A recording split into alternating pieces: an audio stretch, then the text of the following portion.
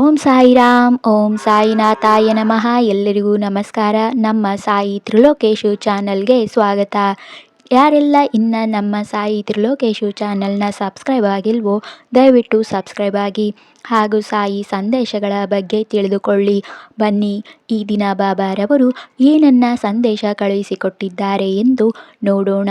ಭಕ್ತರೇ, ನೀವೇನಾದರೂ ವರ್ಷಗಟ್ಟಲೆ ಶಿರಡಿಗೆ ಅಲೆದಾಡಿ ಸಾವಿರಾರು ಮಂತ್ರಗಳನ್ನು ಜಪಿಸಿದರೂ ನಿಮ್ಮ ಕೈ ಬರಿದಾಗಿದೆಯೇ?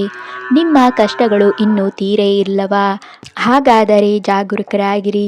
ಸಾಯಿ ಬಾಬಾರವರ ಅಪಾರ ಕೃಪೆ ಮತ್ತು ನಿಮ್ಮ ನಡುವೆ ಕೇವಲ ಒಂದು ಪುಟ್ಟ ಕೆಲಸದ ಅಂತರವಿದೆ. ಹೌದು, ಕೇವಲ ಒಂದು ರಹಸ್ಯ ಕೆಲಸ. ಅದನ್ನು ಮಾಡಿದ ತಕ್ಷಣ ನಿಮ್ಮ ಮುಚ್ಚಿದ ಅದೃಷ್ಟದ ಬಾಗಿಲುಗಳು ತಾವಾಗಿಯೇ ತೆರೆದುಕೊಳ್ಳುತ್ತವೆ. ಇಂದು ಸ್ವತಃ ಬಾಬಾರವರೇ ನಿಮಗೆ ಆ ರಹಸ್ಯ ದಾರಿಯನ್ನು ತೋರಿಸಲು ನಿಮ್ಮ ಮನೆಗೆ ಬಂದಿದ್ದಾರೆ.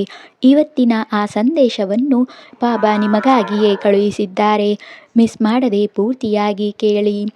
ಬಾಬಾ ಹೇಳುತ್ತಾರೆ, ನನ್ನ ಮಗುವೆ, ಈ ಪ್ರಪಂಚದ ಓಟ ಮತ್ತು ಜನರ ನಿಂದನೆಗಳಿಂದ ನೀನು ತುಂಬ ಸುಸ್ತಾಗಿದ್ದೀಯಾ ಅಲ್ಲವೇ?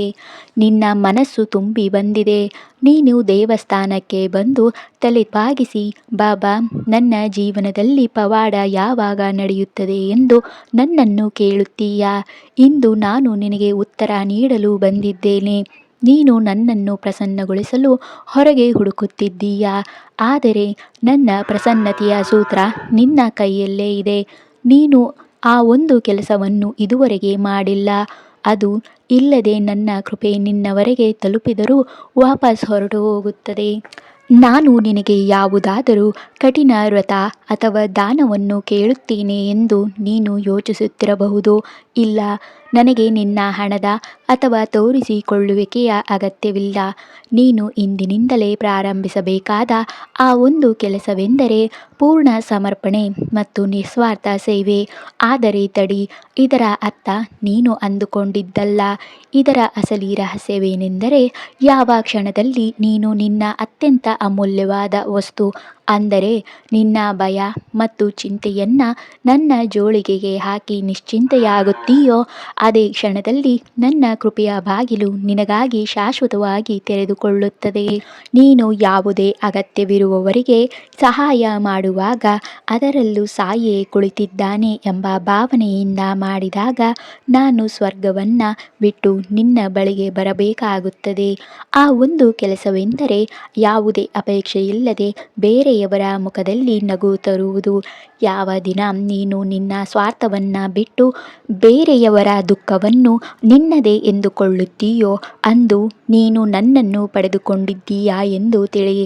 ನನ್ನ ಕೃಪೆಯ ಬಾಗಿಲು ತಳ್ಳುವುದರಿಂದ ತೆರೆಯುವುದಿಲ್ಲ, ಪ್ರೀತಿಯಿಂದ ತಲೆಬಾಗುವುದರಿಂದ ತೆರೆಯುತ್ತದೆ. ನೀನು ಗಮನಿಸಿದ್ದೀಯಾ? ಕಳೆದ ಕೆಲವು ದಿನಗಳಿಂದ ನಿನಗೆ ಕೆಲವು ವಿಶೇಷ ಸಂಕೇತಗಳು ಸಿಗುತ್ತಿವೆ. ಯಾರೋ ಅಪರಿಚಿತರು ಬಂದು ನಿನಗೆ ಸಲಹೆ ನೀಡುತ್ತಾರೆ. ಕೆಲವೊಮ್ಮೆ ಹಠಾತ್ತನೆ ನನ್ನ ಹೆಸರು ನಿನ್ನ ಮುಂದೆ ಬರುತ್ತದೆ. ಇದು ಕಾಕತಾಳೀಯವಲ್ಲ, ಇದು ನನ್ನ ಹೆಜ್ಜೆಯ ಸದ್ದು. ನಾನು ನಿನ್ನ ಬಾಗಿಲನ್ನು ತಟ್ಟುತ್ತಿದ್ದೇನೆ. ನಿನ್ನ ಜೀವನದ ಲಗಾಮನ್ನು ನನ್ನ ಕೈಗೆ ಒಪ್ಪಿಸಲು ನೀನು ಸಿದ್ಧನಿದ್ದೀಯಾ? ಆ ಒಂದು ಬದಲಾವಣೆಯನ್ನು ಮಾಡು ಮತ್ತು ನೋಡು ನಿನ್ನ ಮನೆಯ ಸಂತೋಷವನ್ನು ನಾನು ಹೇಗೆ ಕಾಪಾಡುತ್ತೇನೆ ಎಂದು. ಆದರೆ ನೆನಪಿಡು ನನ್ನ ಮಗುವೆ, ನನ್ನ ಕೃಪೆಯ ಬಾಗಿಲನ್ನು ತೆರೆಯುವ ಮುನ್ನ ನಾನು ನಿನ್ನನ್ನು ಪರೀಕ್ಷಿಸುತ್ತೇನೆ. ನೀನು ಆ ಕೆಲಸವನ್ನು ಮಾಡಲು ಸಂಕಲ್ಪ ಮಾಡಿದಾಗ ಮಾಯೆಯು ನಿನ್ನನ್ನು ದಾರಿ ತಪ್ಪಿಸುತ್ತದೆ. ಜನರು ನಿನ್ನ ಮನಸ್ಸನ್ನು ನೋಯಿಸುತ್ತಾರೆ, ನಿನ್ನ ಸಬೂರಿಯನ್ನು, ತಾಳ್ಮೆಯನ್ನು ಪರೀಕ್ಷಿಸುತ್ತಾರೆ. ಆ ಸಮಯದಲ್ಲಿ ನೀನು ತಿರುಗಿ ಬೀಳುತ್ತೀಯಾ ಅಥವಾ ಮುಗುಳ್ನಕ್ಕು ಸಾಯಿ ನೋಡಿಕೊಳ್ಳುತ್ತಿದ್ದಾನೆ ಎನ್ನುತ್ತೀಯಾ? ನೆನಪಿಡು, ಯಾವ ಕ್ಷಣದಲ್ಲಿ ನೀನು ನಿನ್ನ ಕೈಯನ್ನು ನನ್ನ ಕೈಯಲ್ಲಿ ಕೊಟ್ಟೆಯೋ ಆ ಕ್ಷಣದಿಂದ ನಿನ್ನ ಪ್ರತಿಯೊಂದು ಹೋರಾಟವೂ ನನ್ನದಾಗುತ್ತದೆ. ನೀನು ಕೇವಲ ಶಾಂತವಾಗಿರು, ಏಕೆಂದರೆ ಗದ್ದಲದಿಂದ ಜಗತ್ತನ್ನು ಗೆಲ್ಲಬಹುದು, ಆದರೆ ಮೌನದಿಂದ ನನ್ನನ್ನು ಗೆಲ್ಲಬಹುದು. ಬಾಬಾ ಹೇಳುತ್ತಾರೆ, ನನ್ನ ಮೇಲೆ ಕೃಪೆ ಆರಂಭವಾಗಿದೆಯೋ ಇಲ್ಲವೋ ಎಂದು ಹೇಗೆ ತಿಳಿಯುವುದು ಎಂದು ನೀನು ಕೇಳುತ್ತೀಯಾ ಅಲ್ಲವೇ? ಯಾವಾಗ ನಿನಗೆ ಕಷ್ಟಗಳ ನಡುವೆಯೂ ಶಾಂತಿಯ ಅನುಭವವಾಗುತ್ತದೆಯೋ, ಸೋಲಿನಲ್ಲೂ ಗೆಲುವಿನ ಭರವಸೆ ಕಾಣಿಸುತ್ತದೆಯೋ, ಆಗ ಬಾಗಿಲು ತೆರೆದಿದೆ ಎಂದು ಅರ್ಥ ಮಾಡಿಕೋ. ಆ ಒಂದು ಕೆಲಸವೆಂದರೆ ಯಾವುದೇ ಜೀವಿಗೆ ನಿಸ್ವಾರ್ಥ ಸೇವೆ ಮಾಡುವುದು ನಿನ್ನ ಸ್ವಭಾವವಾದಾಗ ಬಾಯಾರಿದವನು ಬಾವಿಯ ಬಳಿ ಬರುವಂತೆ ನಾನು ಸ್ವತಃ ನಿನ್ನ ಬಳಿಗೆ ಬರುತ್ತೇನೆ. ನನ್ನ ಮಗುವೆ, ಇಂದು ರಾತ್ರಿ ಮಲಗುವ ಮುನ್ನ ಒಂದು ಸಣ್ಣ ಕೆಲಸವನ್ನು ಮಾಡು. ನಿನ್ನ ಮನಸ್ಸಿನ ದೇವಸ್ಥಾನದಲ್ಲಿ ಕುಳಿತುಕೋ. ನಿನಗೆ ಕೆಟ್ಟದ್ದನ್ನು ಮಾಡಿದ ಆ 3 ಜನರನ್ನು ನೆನಪಿಸಿಕೋ. ಅವರನ್ನು ಹೃದಯಪೂರ್ವಕವಾಗಿ ಕ್ಷಮಿಸು ಮತ್ತು ಬಾಬಾ, ಇವರಲ್ಲೂ ನೀವೇ ಇದ್ದೀರಾ, ಇವರಿಗೆ ಸಮೃದ್ಧಿಯನ್ನು ನೀಡಿ ಎಂದು ಹೇಳು. ಸದ್ಬುದ್ಧಿಯನ್ನು ನೀಡಿ ಅಂತಲೂ ಹೇಳು. ಯಾವಾಗ ನೀನು ಈ ಹೊರೆಯನ್ನು ನಿನ್ನ ಎದೆಯಿಂದ ಇಳಿಸುತ್ತೀಯೋ ನಿನಗೆ ಹಗುರ ಎನಿಸುತ್ತದೆ. ಆ ಹಗುರತನವನ್ನೇ ನನ್ನ ಕೃಪೆ ಬರುವ ದಾರಿಯಾಗಿದೆ. ನೀನು ಇಂದು ನನಗಾಗಿ ಈ ಹೊರೆಯನ್ನು ಇಳಿಸಬಲ್ಲೆಯಾ? ಬಾಬಾ ಹೇಳುತ್ತಾರೆ, ನನ್ನ ಕಣ್ಣುಗಳು 24 ಗಂಟೆಯೂ ನಿನ್ನ ಮೇಲೆಯೇ ಇವೆ. ನೀನು ಎಲ್ಲಿದ್ದರೂ ಹೇಗಿದ್ದರೂ ನನ್ನವನೇ. ನೀನು ಸಾಯಿ ಎಂದು ಕೂಗಿದಾಗ ನಾನು ಓಡಿ ಬರುತ್ತೇನೆ. ಬಾಗಿಲು ತೆರೆದಿದೆ, ಕೇವಲ ನೀನು ಒಳಗೆ ಪ್ರವೇಶಿಸುವುದು ಬಾಕಿ ಇದೆ. ಹೆದರಬೇಡ, ಭಯವನ್ನು ತ್ಯಜಿಸು. ಸಬ್ಕಾ ಮಾಲೀಕ್ ದೇವರು ಎಲ್ಲರಿಗೂ ಒಬ್ಬನೇ ಆಗಿರುವಾಗ ನೀನೇಕೆ ಇಷ್ಟೊಂದು ಚಿಂತೆಗಳಲ್ಲಿ ಕರಗುತ್ತಿದ್ದೀಯಾ? ನಾನು ನಿನ್ನೊಂದಿಗಿದ್ದೇನೆ, ನಿನ್ನ ಒಳಗಿದ್ದೇನೆ ಮತ್ತು ನಿನ್ನ ಪ್ರತಿಯೊಂದು ನಾಳೆಯಲ್ಲೂ ಇದ್ದೇನೆ. ಬಾಬಾ ಹೇಳುತ್ತಾರೆ, ನನ್ನ ಮಗುವೇ, ನೀನು ಇವೆಲ್ಲವೂ ಕೇವಲ ಪದಗಳು ಎಂದು ಇನ್ನೂ ಯೋಚಿಸುತ್ತಿದ್ದೀಯಾ? ಇಲ್ಲ, ಇಂದು ನೀನು ಈ ಸಂದೇಶವನ್ನು ಕೇಳುತ್ತಿರುವುದು ಕೇವಲ ಕಾಕತಾಳೀಯವಲ್ಲ.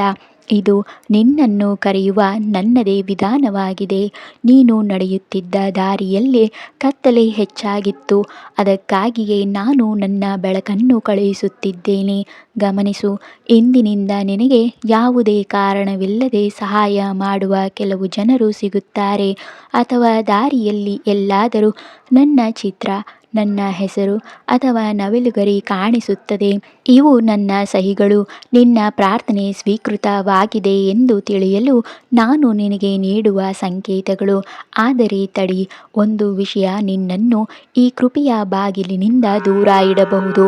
ಅದು ನಿನ್ನ ಸಂದೇಹ, ಅಂದರೆ ಅನುಮಾನ. ನೀನು ಇವೆಲ್ಲವನ್ನು ಮಾಡಿದ ನಂತರವೂ ಇದು ನಿಜವಾಗಿಯೂ ಸಾಧ್ಯವೇ ಎಂದು ಮನಸ್ಸಿನಲ್ಲಿ ಯೋಚಿಸಿದರೆ ನೀನೇ ಸ್ವತಃ ಆ ಬಾಗಿಲಿಗೆ ಮತ್ತೆ ಬೀಗ ಹಾಕಿದಂತೆ. ನನ್ನ ಪ್ರಪಂಚದಲ್ಲಿ ಬಹುಶಃ ಎಂಬ ಪದಕ್ಕೆ ಜಾಗವೇ ಇಲ್ಲ. ಒಂದು, ನೀನು ಪೂರ್ತಿಯಾಗಿ ನನ್ನವನಾಗು. ಇಲ್ಲದಿದ್ದರೆ ನೀನು ಇನ್ನೂ ಸಿದ್ಧನಾಗಿಲ್ಲ ಎಂದರ್ಥ. ನಿನ್ನ ಸಂದೇಹವನ್ನು ನನಗೆ ದಾನ ಮಾಡಬಲ್ಲೆಯಾ? ಯಾವುದೇ ತರ್ಕ ಮಾಡದೆ ಒಂದು ಮಗು ತನ್ನ ತಂದೆಯ ಮೇಲೆ ಇಡುವಂತೆ ನನ್ನ ಮೇಲೆ ನಂಬಿಕೆಯನ್ನು ಇಡಬಲ್ಲೆಯಾ? ಬಾಬಾ ಹೇಳುತ್ತಾರೆ, ನೀನು ಸಹಾಯಕ್ಕೆ ಕೈ ಚಾಚಿದಾಗ ಕೈ ನಿನ್ನದಾಗಿರುತ್ತದೆ, ಆದರೆ ಶಕ್ತಿ ನನ್ನದಾಗಿರುತ್ತದೆ. ನೀನು ಯಾರದೇ ಕಣ್ಣೀರನ್ನು ಹೊರೆಸಿದಾಗ ಬೆರಳುಗಳು ನಿನ್ನದಾಗಿರುತ್ತದೆ, ಆದರೆ ಸ್ಪರ್ಶ ನನ್ನದಾಗಿರುತ್ತದೆ. ಇದೇ ಆ ಒಂದು ಕೆಲಸ. ಇದು ನಿನ್ನನ್ನು ಒಬ್ಬ ಸಾಧಾರಣ ಮನುಷ್ಯನಿಂದ ನನ್ನ ಪ್ರೀತಿಯ ಭಕ್ತನನ್ನಾಗಿ ಮಾಡುತ್ತದೆ. ನಿನಗೆ ದೊಡ್ಡ ದೊಡ್ಡ ಗ್ರಂಥಗಳನ್ನು ಓದುವ ಅಗತ್ಯವಿಲ್ಲ. ನಿನ್ನ ನಡವಳಿಕೆಯನ್ನು ಕಂಡು ಜನರು ಇವನೊಳಗೆ ಸಾಯಿ ವಾಸಿಸುತ್ತಿದ್ದಾನೆ ಎಂದು ಹೇಳುವಂಥವರಾಗಬೇಕು. ನೀನು ಕಳೆದುಕೊಂಡಿದ್ದಕ್ಕಾಗಿ ದುಃಖಿಸುವುದನ್ನು ಬಿಟ್ಟುಬಿಡು. ನೀನು ಎಂದು ಕಲ್ಪಿಸಿಕೊಳ್ಳದ ವಸ್ತುವನ್ನು ನಿನಗೆ ನೀಡಲು ನಾನು ತಯಾರಿ ನಡೆಸುತ್ತಿದ್ದೇನೆ. ನಿನ್ನ ಮನೆಯ ಕಲಹ, ನಿನ್ನ ಆ ಅಪೂರ್ಣ ಆಸೆ ಮತ್ತು ನಿನ್ನ ಮನಸ್ಸಿನ ಗಾಯ ಎಲ್ಲವನ್ನೂ ನಾನು ಗುಣಪಡಿಸುತ್ತೇನೆ. ಕೇವಲ ನಿನ್ನ ಶ್ರದ್ಧೆಯ ಜ್ಯೋತಿಯನ್ನು ಆರಲು ಬಿಡಬೇಡ. ನೀನು ಒಂದು ಹೆಜ್ಜೆಯನ್ನು ಇಡು, ನಾನು ನಿನ್ನನ್ನು ನನ್ನ ಮಡಿಲಿಗೆ ಎತ್ತಿಕೊಳ್ಳುತ್ತೇನೆ. ಬಾಬಾ ಹೇಳುತ್ತಾರೆ, ನೀನು ಗಡಿಯಾರದ ಮುಳ್ಳನ್ನು ನೋಡುತ್ತಿದ್ದೀಯಾ, ಆದರೆ ನಾನು ನಿನ್ನ ಕರ್ಮಗಳ ಚಕ್ರವನ್ನು ನೋಡುತ್ತಿದ್ದೇನೆ. ನೀನು ಹೇಳುತ್ತೀಯಾ, ಬಾಬಾ ತುಂಬ ತಡವಾಯಿತು ಎಂದು. ಆದರೆ ನಾನು ಹೇಳುತ್ತೇನೆ, ಈಗಲೇ ಸರಿಯಾದ ಸಮಯ ಬಂದಿದೆ ಎಂದು. ನನ್ನ ಯೋಜನೆ ನಿನ್ನ ಯೋಜನೆಗಳಿಗಿಂತ ದೊಡ್ಡದಾಗಿದೆ. ನೀನು ಕೇವಲ ಇಂದಿನ ದುಃಖವನ್ನು ನೋಡುತ್ತಿದ್ದೀಯಾ, ಆದರೆ ನಾನು ನಿನ್ನ ನಾಳೆಯನ್ನು ಅಲಂಕರಿಸುತ್ತಿದ್ದೇನೆ. ಮಣ್ಣಿಗೆ ಕುಂಬಾರನು ಮೊದಲು ತಟ್ಟುತ್ತಾನೆ, ಆಗಲೇ ಅದು ಸುಂದರವಾದ ಮಡಿಕೆಯಾಗುತ್ತದೆ. ಹಾಗೆಯೇ ನಾನು ನಿನ್ನನ್ನು ರೂಪಿಸುತ್ತಿದ್ದೇನೆ. ಇಂದು ನಿನಗೆ ಬೀಳುತ್ತಿರುವ ಪೆಟ್ಟುಗಳು ಅಸಲಿಗೆ ನಿನ್ನನ್ನು ವಜ್ರವನ್ನಾಗಿ ಮಾಡುವ ಪ್ರಕ್ರಿಯೆಯಾಗಿದೆ. ನಿನ್ನನ್ನು ಎಂದಿಗೂ ಒಡೆಯಲು ಬಿಡುವುದಿಲ್ಲ ಎಂಬ ಅಷ್ಟು ನಂಬಿಕೆ ನನ್ನ ಮೇಲಿದೆಯೇ? ಈಗ ನಾನು ಇದುವರೆಗೆ ಎಲ್ಲದರಿಂದಲೂ ಮುಚ್ಚಿಟ್ಟಿದ್ದ ಒಂದು ವಿಷಯವನ್ನು ನಿನಗೆ ಹೇಳುತ್ತೇನೆ. ನೀನು ಮಲಗಿದಾಗ ಮತ್ತು ಇಡೀ ಜಗತ್ತು ನಿನಗೆ ಬೆನ್ನು ತಿರುಗಿಸಿದಾಗ ನಾನು ನಿನ್ನ ತಲೆಯ ಬಳಿ ಕುಳಿತುಕೊಳ್ಳುತ್ತೇನೆ, ನಿನ್ನ ಹಣೆ ಸವರುತ್ತೇನೆ ಮತ್ತು ನೀನು ನನಗೆ ಒಪ್ಪಿಸಿದ ಆ ಚಿಂತೆಗಳನ್ನು ಮೆಲ್ಲಗೆ ನನ್ನ ಜೋಳಿಗೆಗೆ ಹಾಕಿಕೊಳ್ಳುತ್ತೇನೆ. ನೀನು ಬೆಳಗ್ಗೆ ಎದ್ದಾಗ ಒಂದು ಹೊಸ ಚೈತನ್ಯವನ್ನು ಅನುಭವಿಸುತ್ತೀಯ ಅಲ್ಲವೇ? ಅದು ನಾನೇ ನೀಡಿದ ಶಕ್ತಿ. ನನ್ನ ಕೃಪೆಯ ಬಾಗಿಲು ಒಮ್ಮೆ ತೆರೆದರೆ ಅದನ್ನು ಮುಚ್ಚಲು ಜಗತ್ತಿನ ಯಾವುದೇ ಶಕ್ತಿಗೂ ಕೂಡ ಸಾಧ್ಯವಿಲ್ಲ. ಕೇವಲ ನಿನ್ನ ಸಬೂರಿ ಅಂದರೆ ತಾಳ್ಮೆಯನ್ನು ಬಿಡಬೇಡ. ಬಾಬಾ ಹೇಳುತ್ತಾರೆ, ನನ್ನ ಮಗುವೆ, ಈಗ ಹೋಗುವ ಸಮಯವಾಗಿದೆ. ಆದರೆ ನೆನಪಿಡು, ನಾನು ಹೋಗುತ್ತಿಲ್ಲ. ಕೇವಲ ನಿನ್ನ ಕಣ್ಣುಗಳಿಗೆ ಕಾಣದಾಗುತ್ತಿದ್ದೇನೆ. ನಾನು ಇಲ್ಲೇ ದ್ವಾರಕಾಮಯಿಯಲ್ಲಿ ನಿನ್ನ ಪ್ರತಿಯೊಂದು ನಗುವಿನಲ್ಲೂ ಮತ್ತು ನಿನ್ನ ಪ್ರತಿಯೊಂದು ಸತ್ಕರ್ಮದಲ್ಲೂ ಜೀವಂತವಾಗಿದ್ದೇನೆ. ನೀನು ಇಂದು ಕೇಳಿದ್ದನ್ನು ಕೇವಲ ಕಿವಿಗೆ ಸೀಮಿತಗೊಳಿಸಬೇಡ, ಅದನ್ನು ಜೀವನದಲ್ಲಿ ಅಳವಡಿಸಿಕೋ.